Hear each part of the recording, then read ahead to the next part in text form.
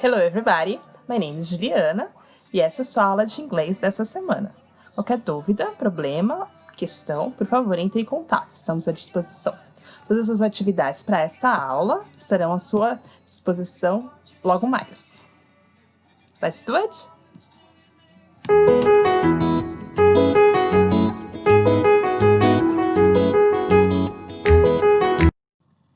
E se fôssemos falar sobre possibilidade em inglês?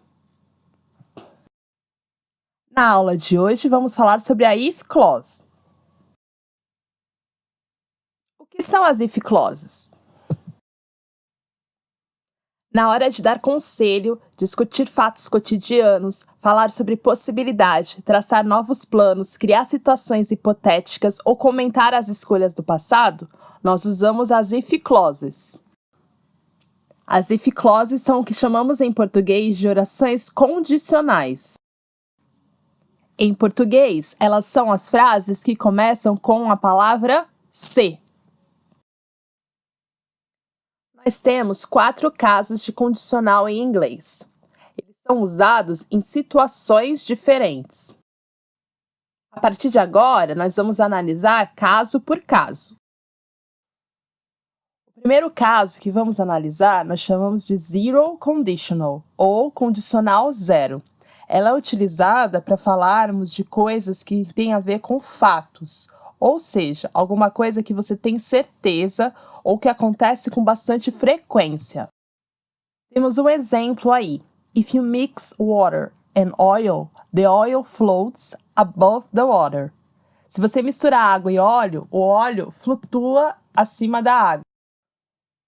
Essa é uma verdade universal, um fato comprovado. Por isso, usamos a condicional zero. A condicional zero é formada por 2 sentenças, geralmente ligadas pelo if. Ela é marcada pelos verbos no presente.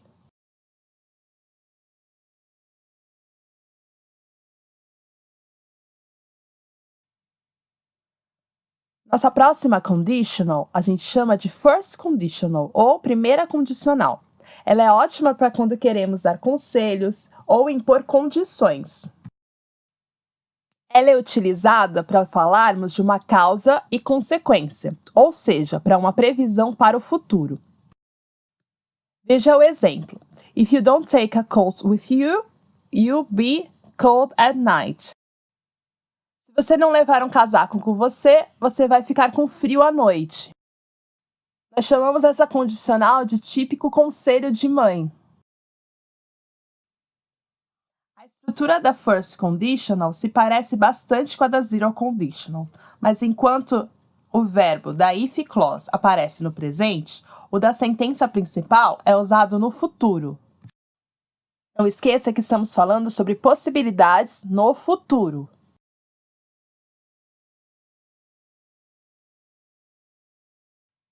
Nossa próxima condicional é a second conditional.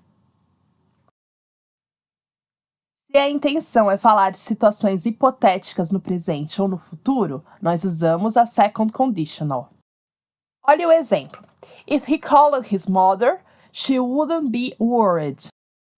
Se ele ligasse para a mãe dele, ela não estaria preocupada.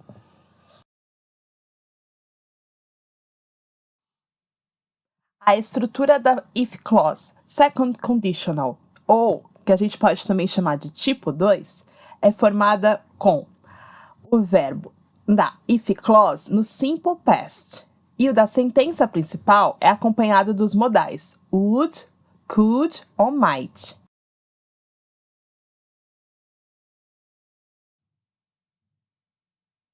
Como estamos falando de situações hipotéticas, o verbo to be é usado de uma maneira um pouco diferente nesses casos. Mesmo para he, she, it e I, o verbo usado é were. Veja o exemplo. If I were you, I wouldn't spend so much money. Se eu fosse você, eu não gastaria tanto dinheiro. A expressão if I were you é usada para quando a gente quer dar um conselho, se colocar no lugar da pessoa. Seria em português como se eu fosse você.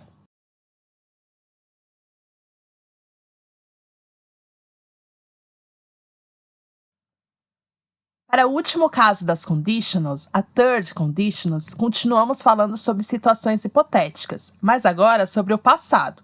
Ou seja, é para quando queremos comentar algo que não aconteceu. Veja o exemplo.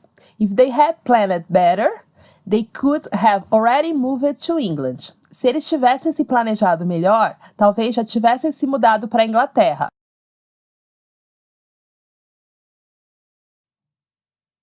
Para formarmos a third conditional, ou condicional de número 3, do tipo 3, usamos o verbo da if clause no past perfect e o da sentença principal com formato do present perfect, só que acompanhado novamente de would, could ou might, que dá a ideia da estrutura, né? Essa estrutura dá a ideia de uma possibilidade que não aconteceu.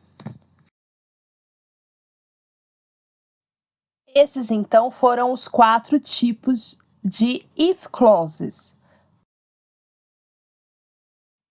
Que tal treinar o uso dessas if clauses nos exercícios do blog? Essa foi nossa aula de hoje. See you next class. Bye bye!